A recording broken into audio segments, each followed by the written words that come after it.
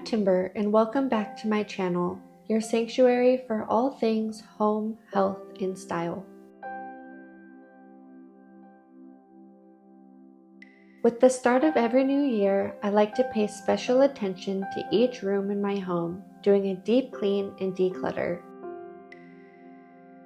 An often overlooked space, our bedrooms are the first thing we see when we wake up in the morning and the last thing we see before bed at night. Believe it or not, those seemingly small moments have a huge impact on our daily routines, our days, and therefore our entire lives. Come hang out with me this morning as we do a big deep clean, declutter, and reorganization of my master bedroom. Along the way, I'll be sharing my best tips and tricks on how to keep your bedroom space feeling fresh, serene, and organized. Now let's talk about the heart of the morning routine, our closets. It's not just about decluttering. It's about creating a space that streamlines your mornings and sparks positive feelings every time you open those doors. One of the most common frustrations I've heard from my clients over the past few years is that they just don't know where to start. They open up the door to their closet, take one look, close the doors, and walk away. What has helped me and countless clients is mentally dividing up our spaces into bite-sized sections. For me, I'm going to start on this left door, going basket by basket, one little step at a time.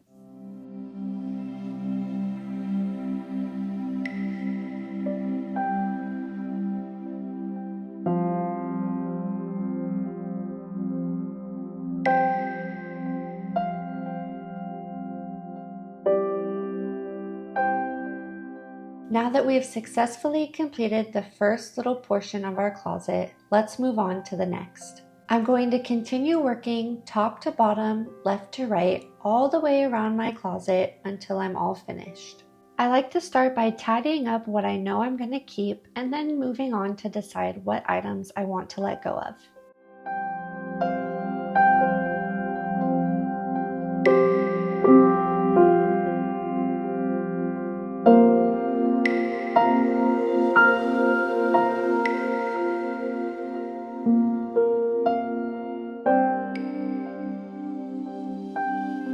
Letting go of any damaged or duplicate items, as well as those items you just don't wear as much as you thought you would, leaves open space for you to display those items you really do use and love.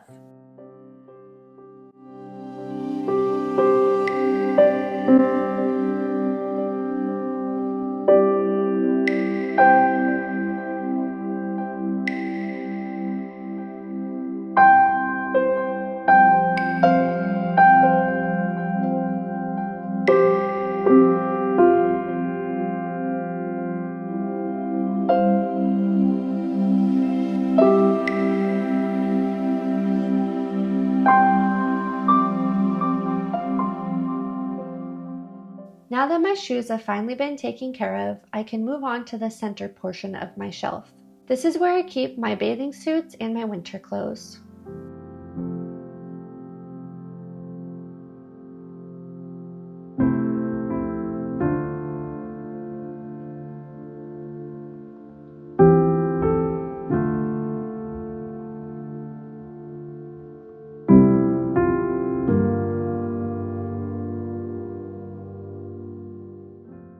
I rarely wear those fleece-lined leggings that were in the door of my closet, so I think they'll do much better in with my winter bin. Thinking through how often you use your items is so important in creating a system that flows every single day. If you're not using it frequently, it's just going to get in the way. At times, it can be so helpful to just take a step back and look at your space with a wider frame of view. Organizing is just like doing a puzzle or playing a game of Tetris. There is a way that everything can fit, it's just a matter of rotating the pieces and fitting them in the right slots. By moving some of the shoes from the left side to the newly empty spaces on the right, I was able to free up a whole shelf, giving me a place to store my jeans.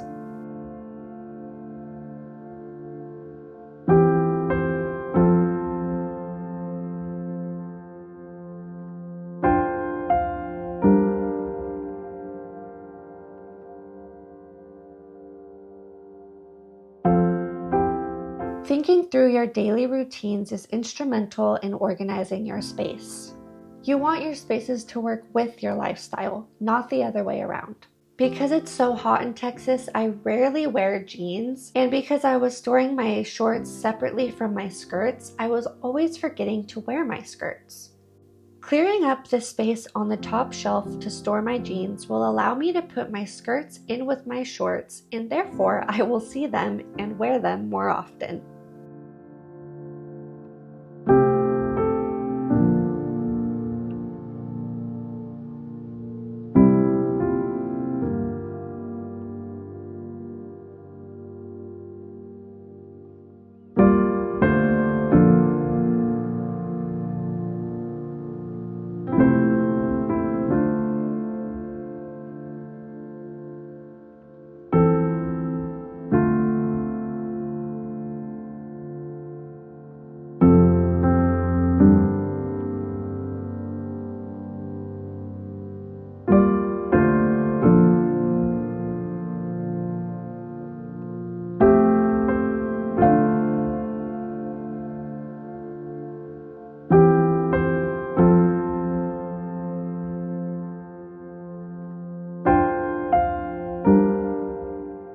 I've been in the process of fine-tuning my wardrobe over several years now.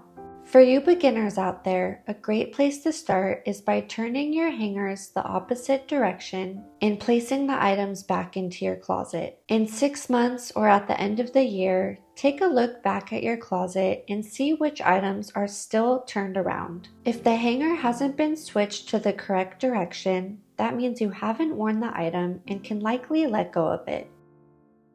Aside from that, I found it really helpful to ask yourself a series of questions when decluttering your clothes. Take a few seconds with each piece and think about it. How do the clothes feel to you? Are they itchy? Do they not fit right? Are they a little too big? A little too small? How do the clothes make you feel? Are they an accurate representation of how you want to show up in the world? Do they make you feel confident? And of course, you can always go the Marie Kondo route, and if it doesn't bring you joy or make you feel amazing, it might be time to part ways.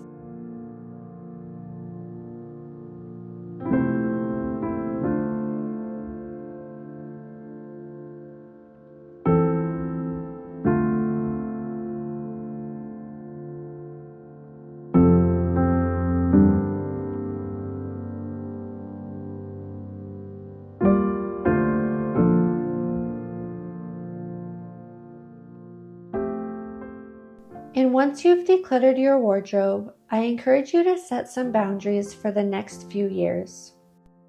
For example, I've been sticking to the same color palette for the past few years, and this past year I reached the point in my non-toxic journey where I've started to switch out all of my textiles for more organic and natural pieces. Investing in higher quality natural fabrics like cotton, wool, linen, cashmere, silk, and genuine leather is so much better for our skin than synthetic clothes made from recycled plastic.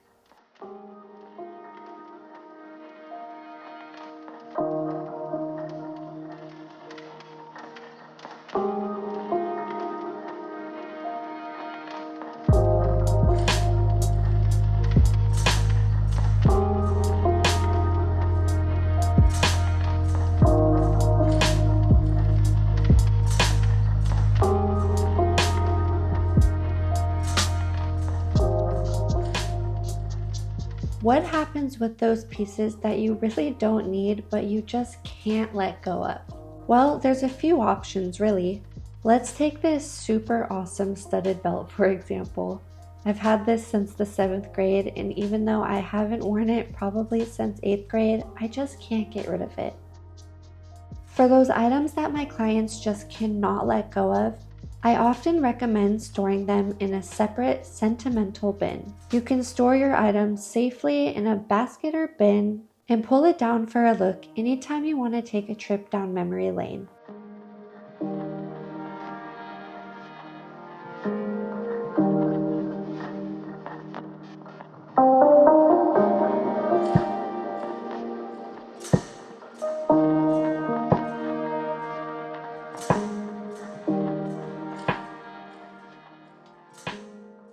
And finally, we've made it to my absolute favorite part of any project, the labeling.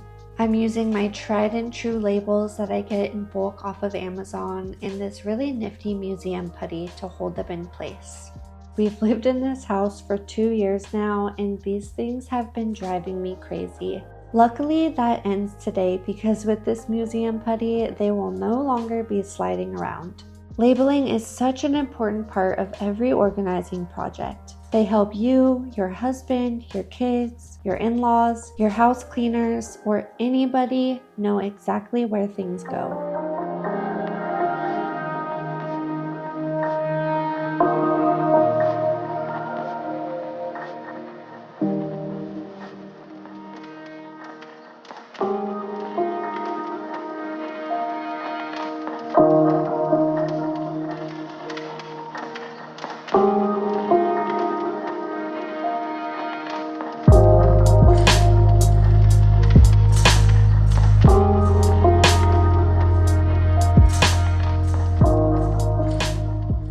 So as you can see, these no longer will just slide around super easily. If we go to grab stuff, they're not going to be sliding around like they have been the past 2 years. So that will be really nice. This layout over here has been working out for us really well. I did pare down on the amount of pillowcases that we have. A lot of them weren't 100% cotton, and that's what I'm trying to move towards. So this was the only extra that we kept. But we don't really use a lot of them anyways because we only have one set that I wash and use regularly. Moving over to this side, you'll see that I have some space over here. That's because I know that I have 2 pairs of jeans in the wash that will go there, and the pair that I'm wearing will go on top of that pair. And I did keep 2 of these baskets clear because lately we have been kind of just being lazy at night and laying our clothes just on the floor or throwing them over onto the dresser. And now at least we can just throw them each in our bin. We each have one and we can put them away when we have more energy, but our surroundings will still be clean. And this is contained, so we won't be able to just pile them up in an endless fashion. We are going to be limited to this size, and when this is full, we'll have no choice but to put the clothes away.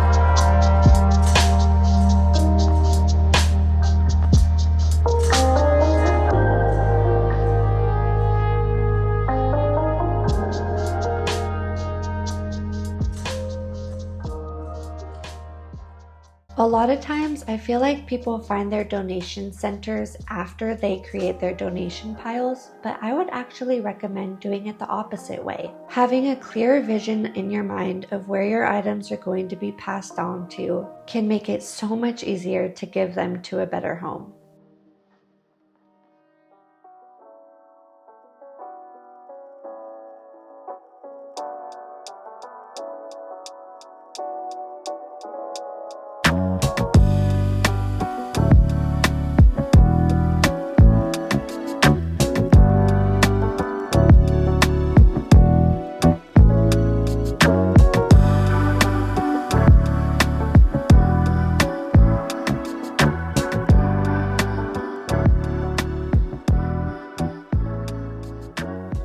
Well friends, now that my closet has been decluttered, organized, and is in tip-top shape, it's time to begin the deep clean of my bedroom. Since I wash my sheets weekly on Sundays, I'm going to go ahead and skip that step and go straight into dusting and vacuuming. I honestly have no idea how our bedroom gets so dusty, especially considering that we don't even let the cats in here. But the dust really does have a tendency to accumulate. Just like with the closet, I like to clean from top to bottom. This allows me to vacuum up any dust that might fall on the ground while I'm cleaning up above. And since it's the start of a new quarter, I'm going to take some extra time to vacuum behind and underneath everything that's pushed up against the wall.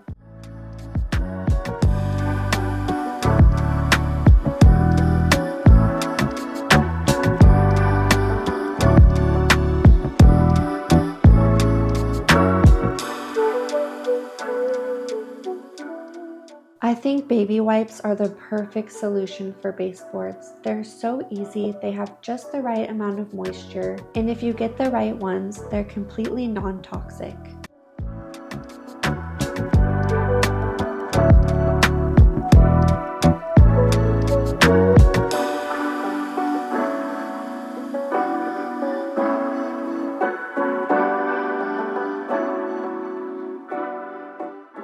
Vacuuming out our newly organized closet is so satisfying and that much easier now that everything is put into its correct place.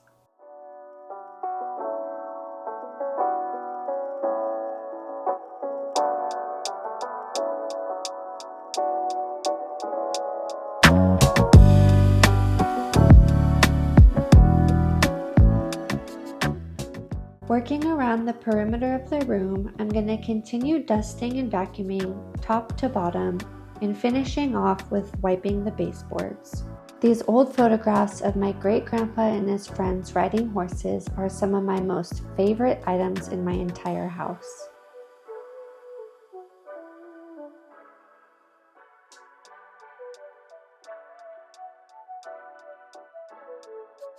And while we're here, we might as well go ahead and wipe off any fingerprints from the doors.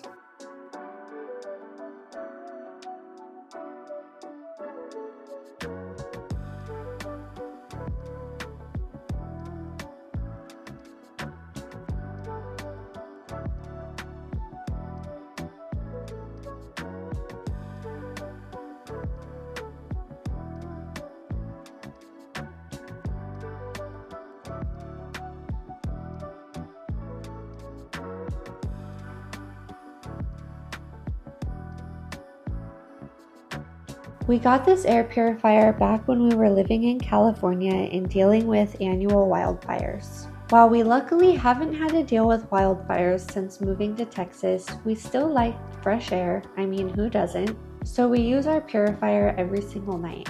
As you can see, over the past couple of months of me neglecting this space, it has attracted a lot of dust. Our lives are ever evolving, which means our cleaning routines and organizational systems need to be too. I'm definitely going to start adding this task to my monthly list instead of my quarterly list.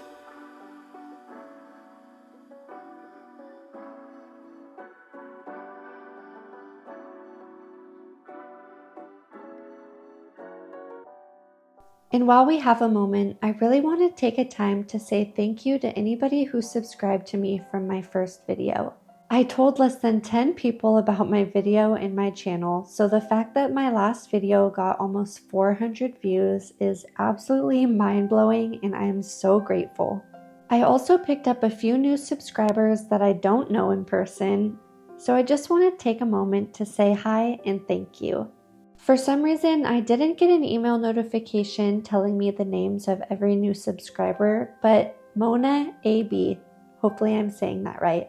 If you're watching this, thank you so much for subscribing. And if you've decided to subscribe from watching this video, please let me know that you did so down in the comments so I can personally thank you in my next video. This isn't just a channel, it's a personal connection. You guys are taking time out of your busy schedules to watch my content, and I want to make sure that you know you're appreciated. And if you're on the fence, go ahead and subscribe. Let's embrace the art of slow living together, creating a wholesome life that's meaningful, beautiful, and attainable. Thank you so much for watching. I'm Timber, and together we'll make every moment at home extraordinary.